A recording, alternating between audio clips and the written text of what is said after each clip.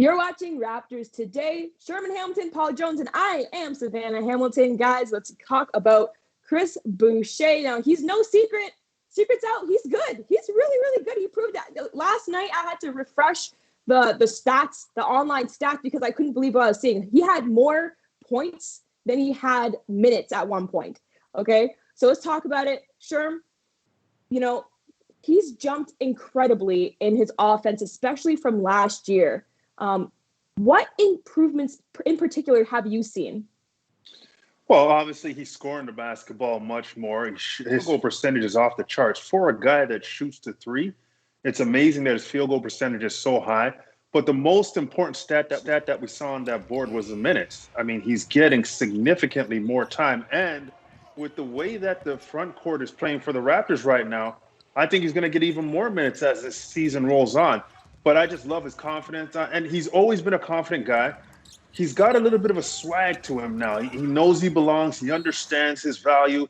And I think for Chris Boucher, he's a matchup problem because he's long. He can shoot the ball. He runs the floor extremely well. And I thought what we saw against Charlotte last night was his ability to operate in space behind the defense, present himself as a receiver in terms of penetration from guards, and finish around the basket. And I just think that defensively, he brings so much to the table. So his improvements aren't shocking. The level he's improved on kind of is reminiscent of what we didn't expect from Pascal when he took off that year.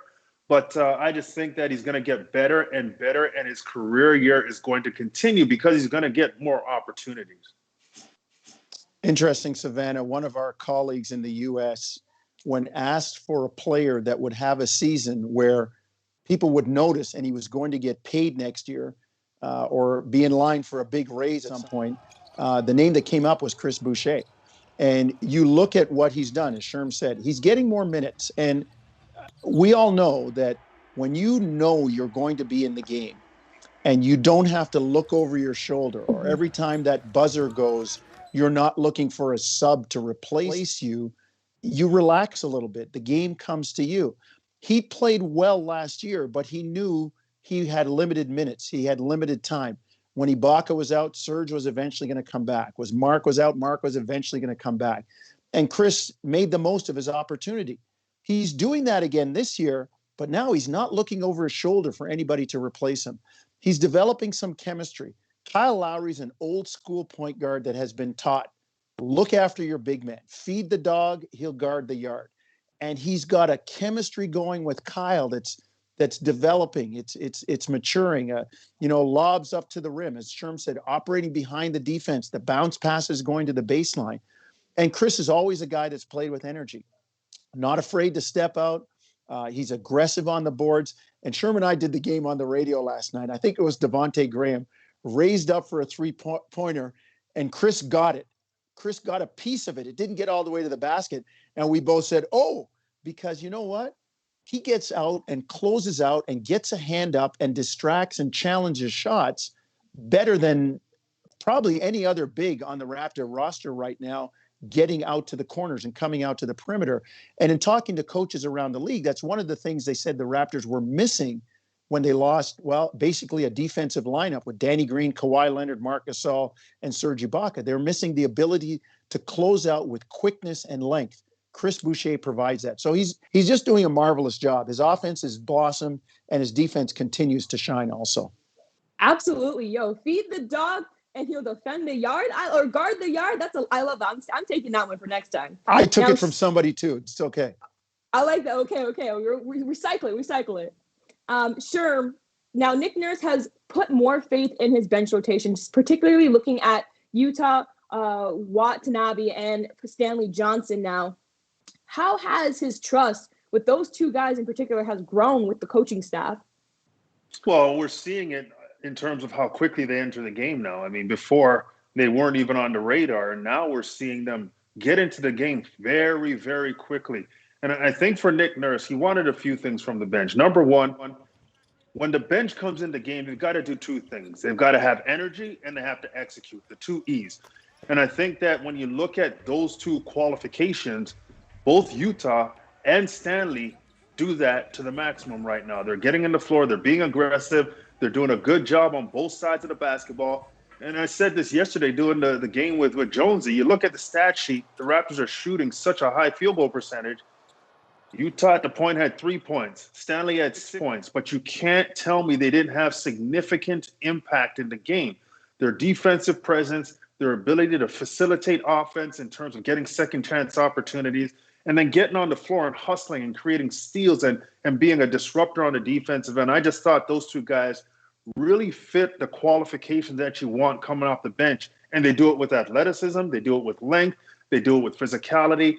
They have that good mix. And it's about time. Nick has been searching up and down that bench to find some people who can come to the game and change the complexion of the game.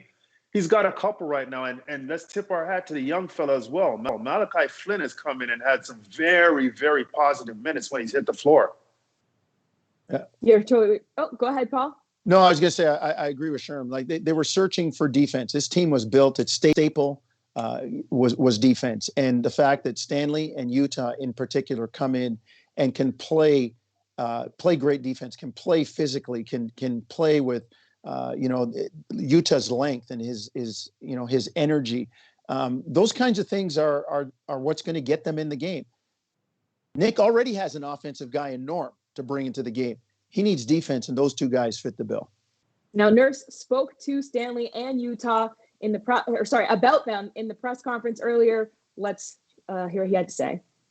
I think Pascal had the early foul trouble. Was probably one of the reasons. William, I think that he picked up a couple, and things were going pretty good, and I was going to try to ride that a little bit longer if I could, and ended up, I think, if I remember right, getting it all the way to the second quarter, I believe.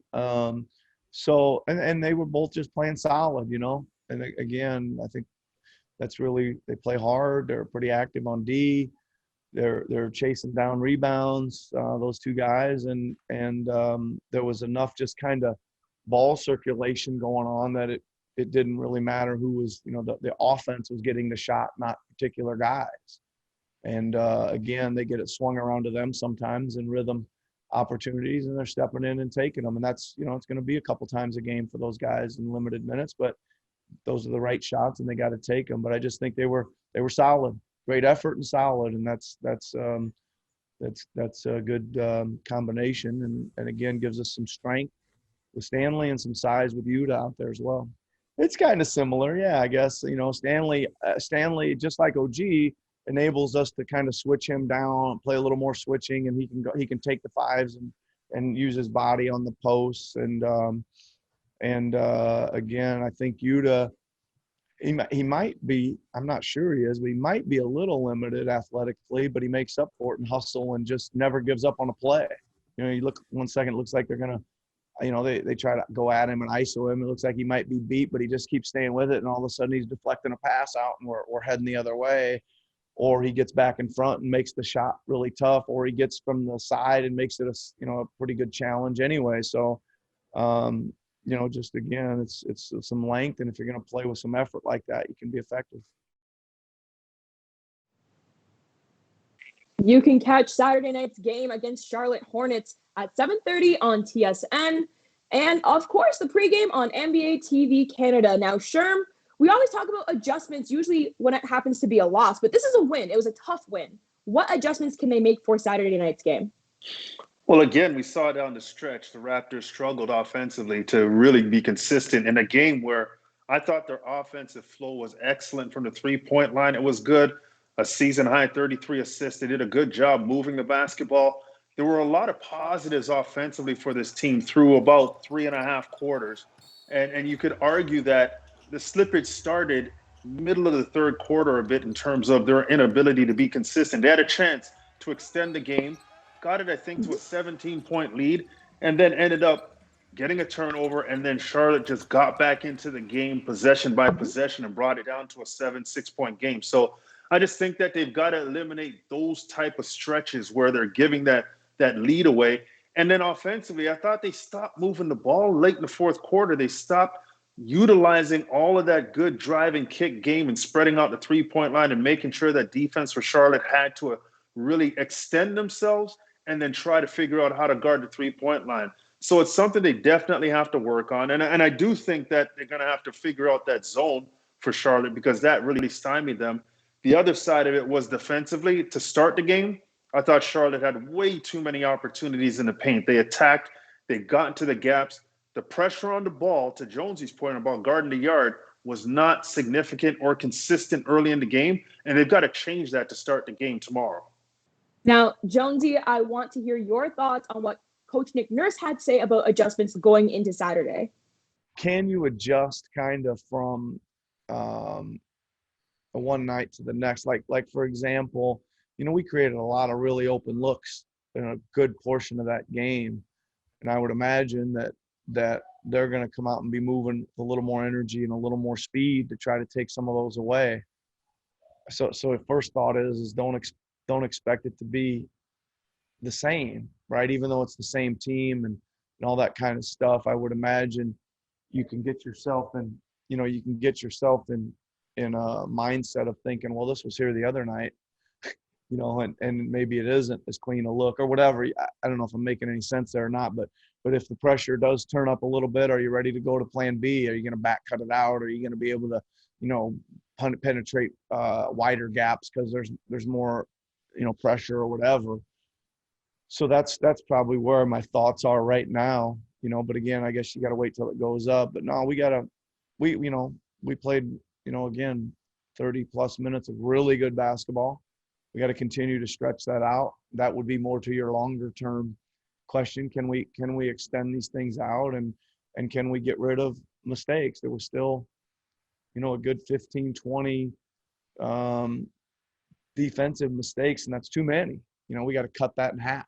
There's going to be mistakes. There's going to be guys are good. Guys are going to make shots, things like that. But we got to clean up some of our own forced errors or unforced errors or whatever you want to call them. Unforced errors, I guess. We're not trying to force any. Or just our own mistakes on defense so we can stay in front of the ball and contest the shots and limit them to one. Look, I think Nick is smart enough to understand, and Sav, I thought you made a great point earlier. Often it takes a loss to get a team's attention. They won, but the way that they won, the way that, they let things kind of slide, particularly in that fourth quarter, they only scored 12 points. And it speaks to something that Sherman and I were talking about before. You look at the end of the game, but go back before that, the middle of the fourth quarter, key turnovers, empty trips, quick shots, bad rotations, all of those little things have to be cleaned up. And the fact that Charlotte may have their best player back is another thing that you have to account for. As he said, don't expect that what you got before is going to show up again. So there's still work to do. Good for Toronto for getting the window. They need to string to a few wins together here to creep back towards 500. All right, guys, you know the drill. We got to head to RTX to a previous conversation I had earlier, but we'll be right back with you guys.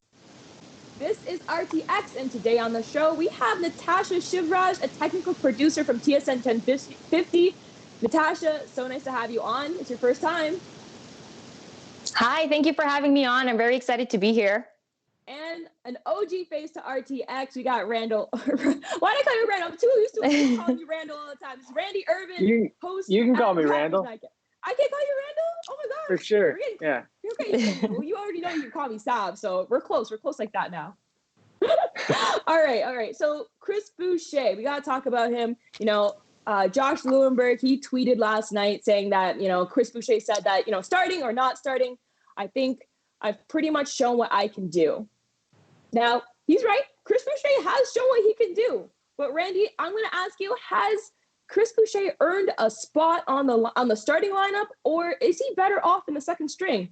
Let me know. Well, for me, it doesn't really matter. And I think a lot is made whether or not he starts or not. It's about finishing the game. Are you out there when it matters the most? And if you are, then the coach trusts you. And once you have that, everything else like lineup takes care of itself. I can tell you from personal experience, it's not fun being on the bench at the end of the game. All right. So yeah, out there matters the most. And the NBA has seen a shift really in valuing the sixth man, in my opinion. There's averaging more and more points year after year. Those guys can make their money. So the most important role for Chris is that he keeps producing. He keeps bringing that energy and that toughness despite his frame, and he keeps forcing the coach to play him. And you see that he's doing that. It's becoming less and less about the matchups with him now. He is going to play night in and night out, and that's just great news for the Raptors and great news from him, especially from where he came from. Yeah, I'm going to second that. I don't think it matters exactly where he starts. I think that no matter what, he's doing what he has to do. He's providing rebounds. He's blocking shots. He's defending the ball. He's shooting threes lights out, which I don't think any of us expected him to shoot threes the way he's shooting threes. And I think that it doesn't really matter whether he's earned the spot or not. He's doing what he has to do. Where he starts, where he doesn't start, I don't think that's really that much of a big deal. I do, however, think that him coming off the bench is more efficient for us because not only does he provide that offensive spark for the bench, but he's also setting up the starting lineup to come back with that energy and with that spark that he brought when he came off the bench. So that's where I stand on that one. One of my coaches in the past has said, it's not who starts, it's who finishes the game. Exactly. So, hey, guys, today is Martin Luther King Jr.'s birthday. And last night, the Raptors wore a T-shirt that said, "Now is the time to make justice a reality for all." That was taken from his I Have a Dream speech back in 1963. Natasha, how far have we come? Oh, boy. Honestly, it's a little bit frustrating because I don't know if we've come as far as we think that we've come. I think that every time we're taking 3 steps forward, there's always 10 steps that we end up taking back. And I just feel like the problem here is not people wanting to make change or not people not educating themselves on the issues that we're facing. I think it's more so that we're fighting against people of a higher power when it comes to these issues. And I think that, for example, law enforcement and government, without getting too deep into it, I just feel like until everybody is on the same page when it comes to these issues that we're trying to fight for justice for, we're not getting anywhere. Yeah, it would be nice to say that we've come a long way, but we just haven't, as evidenced by the horrendous scene at the U.S. Capitol last week. But we already knew that. We already knew that the fight for social justice is nowhere close to being done. If you see the confidence in the manner in which white supremacists display their propaganda, like flags and these T-shirts that are frankly just disgusting, insulting, then you can see that we're a long ways away. When Luther King Jr. made that famous speech, Black people couldn't eat at restaurants with white people. For me, I look at that and I say, we're far from that. But also, how did it take that long to get to this point? How did it take that long to get to that point? And as a society, we should celebrate what we're doing and where we're going in a lot of ways, but we should also be embarrassed about the time that it took to get to that point. So we can't be complacent. That's all. I think that in a practical sense, a lot of laws have been changed since then, but on a more like socio climatic area, the law hasn't changed. You guys both touched on it. Like, just because it's like, okay, just because the laws have changed doesn't mean people are not thinking about it. Now, real quick, Kyle Lowry, he had 4,000 assists as a Raptor last night. And we already know that he's probably the greatest Raptor of all time, hands down. Like, that's not even a question. But which aspect of his game makes him so special? And today, guys, I have some options for you. A, his playmaking ability. B, taking charges and defensive tenacity. C, his clutch shooting. And D, unique pregame starting lineup. The man's are rolling on the floor. Natasha, which one do you have? I'm going to go with A, and I'm going to go with his playmaking ability because for me, that's the most special part about Kyle Lowry. I just think that he's so smart. Like, that's the word that I always use when I watch him play is smart. He has a high basketball IQ. He knows how to read the floor so well, and he's unselfish. He wants to win, and so he'll do anything he can to win. And if that means that he's taking the back seat on the offense that night and he's providing everybody else with the chance, he's going to do that. And I think that you can just see it in his face. As soon as he gets the ball and he's dribbling down the court, he's already calculating exactly what he wants to do. He knows where to find people. He knows where certain players are going to be at certain moments in time, even before the opposing team can even get back on their defense. And I think that that's what makes him so special. Yeah, the beauty of Kyle Lowry is it can be A, B, C, or D, and you wouldn't be wrong, right? So I'm going to pick charges and defensive tenacity because I think that sets the tone for winning. Defense has been the hallmark for the Raptors and their success over the past few years, and that translated into a championship. And for me, it's those plays, those charges that you take that put a lot of pressure on the other team, whether it's foul trouble and it takes the air out of, the momentum that they might be having at that moment.